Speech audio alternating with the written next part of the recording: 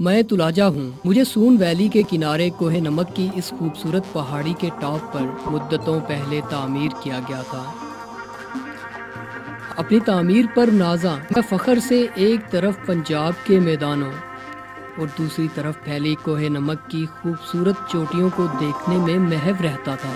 और मैं इस कदर महव था कि मुझे इंसानों की बदआमालियों की वजह से आने वाले जवाल का इल्म ही ना हो सका। और अपने मेमारों के अरूज के बाद मैं भी उनके साथ तारीख की दुनिया में कहीं गुम हो गया। आज कोई नहीं जानता कि मुझे तुलाजा क्यों कहा जाता है, मुझे कब और किन लोगों ने आबाद किया था। आज मेरा नाकाबिले तस्खीर वजूद खंडरात में ढल गया है और मेरे अंदर बसने वाले बड़े बड़े मलक, राजवाड़े, खान और चौधरी अपना नामो निशान गवा बैठे हैं और मैं जिन्नात का मस्कन मालूम होता हूँ। और मेरा वजूद इस बात की गवाही है कि इंसान मिट जाते हैं, उनके निशान बाकी रहते हैं और लाजवाल ज़ात तो सिर्फ अल्लाह की है। मगर मुद्दतों बाद एक दीवाना मेरे पसे हिजाब दुनिया को बेनकाब करने के लिए पत्थरों से सर टकराता फिर रहा है। आए जरा इस दीवाने की बातें तो सुनो।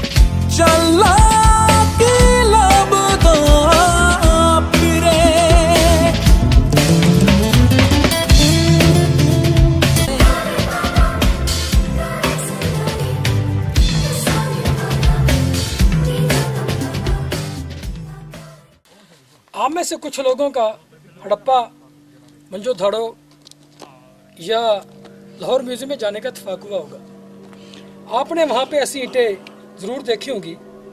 ये काफ़ी बड़ी साइज़ में ईंट है, ये अभी हाफ टूटी हुई है। ये बड़ी काफ़ी साइज़ में ईंट होती है और ये कच्ची मिट्टी से पकी हुई ईंट है, जैसे कि हड़प्पा या मंजो धड़ो में पकाई जाती थी। यानी इंडस सिविलाइजेशन में ऐसी ईंट इस्तेमाल होती थी। हिस्टोरियोग्राफी के अंदर एक रूल है कि आपने किसी चीज़ की उम्र का अंदाज़ा करना हो तो उसके लिए सिमिलैरिटीज़ को देखा जाता है कि उससे मुशाबियत रखने वाली चीज़ें कैसी हैं, उससे फिर अंदाज़ा लगाया जाता है। ये जो ईंट है, हालांकि यहाँ पे सिल्ला मौजूद है, मकानों में तो इस्तेमाल हुई है, पत्थर से तराशी जा सकती थी, लेकिन ये जो ईंट है ये मिट्टी से बनी हुई है। और मेरा ये यकीनी ख्याल है कि ये नीचे से, चूँकि नीचे फिर सारा मैदानी इलाका है और इंडस सिविलाइजेशन जो है वो निचले इलाके से बिलोंग करती थी। वादी सिंध की जो तहजीब है, ये लोग उसके हमअसर होंगे, क्योंकि ये ऐसी ही चीज़ उन्होंने इस्तेमाल की है अपने तमीरात के अंदर। इससे हम इसका जो अंदाज़ा है ना वो 5000 साल लगा। ये पमाइश वाला फीता है मेरे पास, मीटर है पूरा, इससे पमाइश करके देखते हैं इस ईंट की। ये दोस्तों 8 इंच चौड़ी है। लंबाई कितनी है ये कोई हमें सालम बने मिलेगी तो फिर हम इसका अंदाजा लगाएंगे। दोस्तों, छोटी ईंट का इस्तेमाल 1000 साल पहले से लेके आज से 100 साल पहले तक रहा है। उसके बाद अंग्रेजों ने यहाँ पे बड़ी ईंट को मुतारफ करवाया था और तुलाजा में पाई जाने वाली ईंटों के डिजाइन का तल्लक 1000 साल पहले से लेकर 3000 साल कबल मसीह तक जाता है। दोस्तों, यहाँ पे टूटे हुए बर्तन हैं। ये तो मुझे एक बड़ा बर्तन नहीं मिल पा रहा, पीसेज हैं। ये कच्ची मिट्टी के बर्तन हैं। कच्ची मिट्टी के बर्तन आज भी पाकिस्तान में इस्तेमाल होते हैं।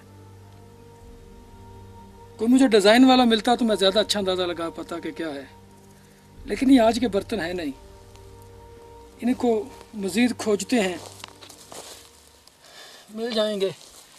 असल में खुदाई वाली कोई चीज़ नहीं है, खुदाई की जाए तो ज़्यादा बेटर भी मिल सकते हैं।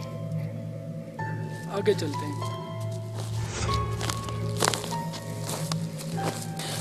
ये एक मुझे बर्तन का टुकड़ा मिला है, तो इस पे आप देखें कि ये डिज़ाइन वाज़ेह हैं। तो ऐसे ही डिज़ाइन वो भी बनाया करते थे हड़प्पा और मोहनजोदड़ो वाले।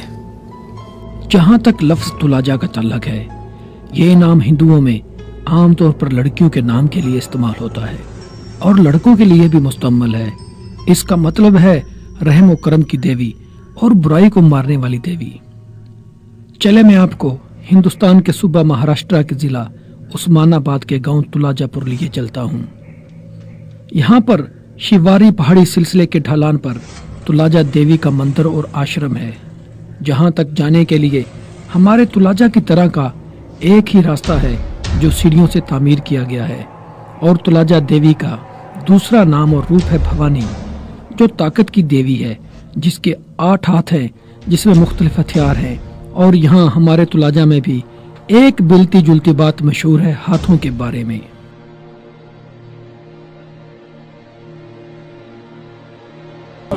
दोस्तों, सामने जो भी मंजर आपने देखा है ये तुलाजी का है।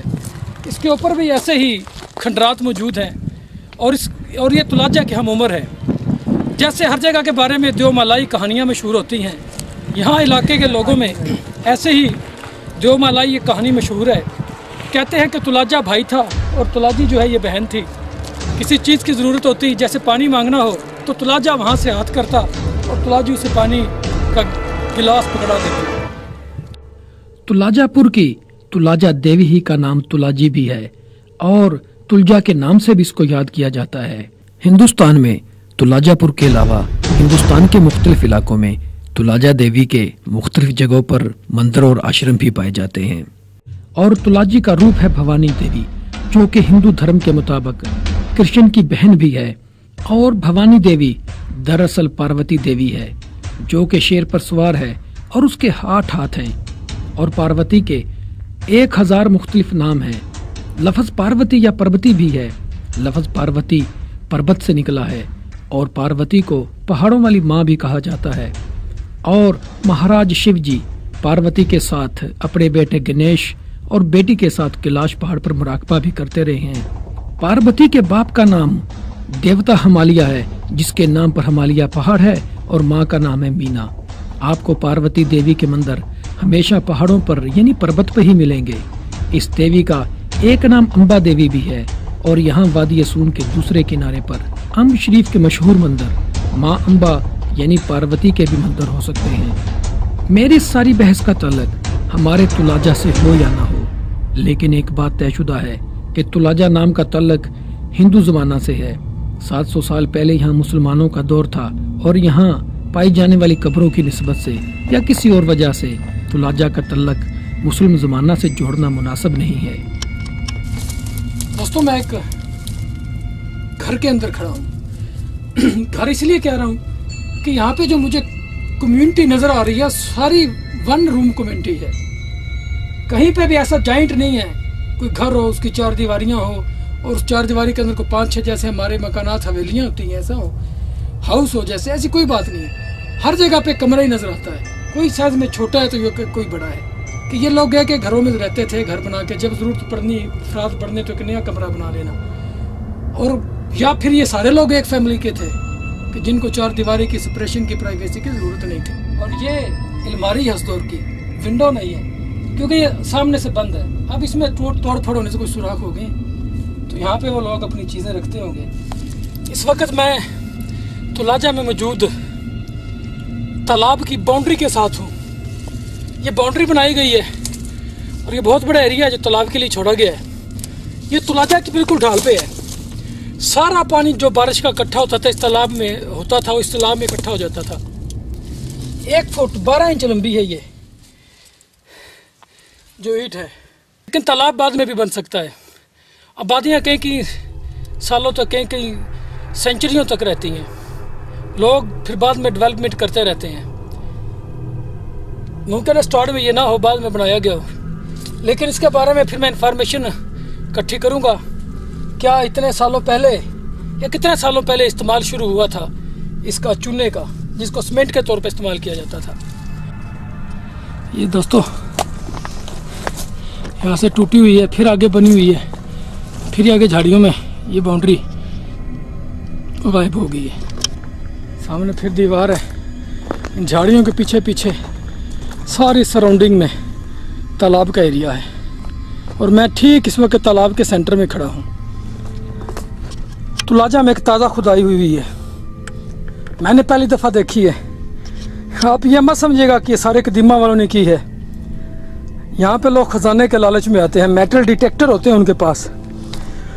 जहाँ पे मेटल डिटेक्टर बोलता है वो जगह वहाँ से खोदते हैं कि शायद नीचे से सोना चांदी या कोई और कीमती धातु निकल आए। दोस्तों जितने भी यहाँ पे ये पत्थर हैं जिनको तराश के ये मकानात बनाए गए हैं, इनमें छोटे छोटे फॉसिल्स हैं। और ये सारे के सारे पत्थर जो है ना लाइम स्टोन्स हैं। लाइम स्टोन्स को तराश के काट के घर तामीर किए गए हैं। और ये सारे का सारा मटेरियल जो है ना यहाँ तुलाजा से ही उठाया गया है। जो चट्टानें थी उनको काटा गया है और यहाँ पे उनको इस्तेमाल किया गया है। लाइम स्टोन्स हैं और इनमें छोटे छोटे फॉसिल्स हैं। लाइम स्टोन्स समुंदर में कोरल रीफ्स का हिस्सा होते हैं। मैंने एक अलग वीडियो बनाई है कि कोहे नमक जो है ये समुंदर का हिस्सा था। तो जब कोरल रीफ खुश्क हुई, समुंदर पीछे हटा, तो कोरल रीफ जम गई और वहाँ पे जो छोटे छोटे अभी जानवर थे या बड़े थे, उनके हड्डियों के, उनके जिस्मों के फॉसिल्स बन गए। फिर एक बहुत बड़े हादसे के नतीजे में यहाँ पे कोहे नमक खड़ा हुआ था। तो तुलाजा भी लाइमस्टोन है और यहाँ पे बेशुमार फॉसिल्स हैं छोटे छोटे, वो मैं आपको दिखाऊंगा।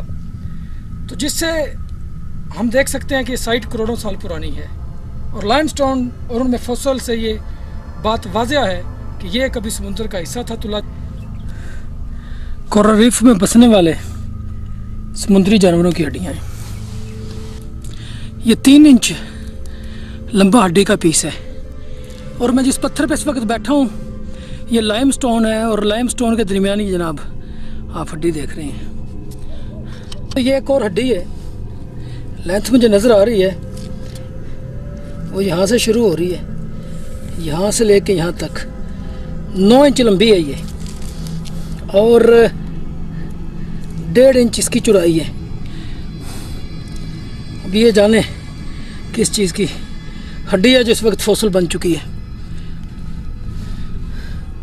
दोस्तों ये एक लाइमस्टोन है, इसमें आप ये सुराख देख रहे हैं। तो यहाँ से कोई हड्डी निकली है, ऐसा ही आपको ये हिस्सा यहाँ पे नज़र आएगा।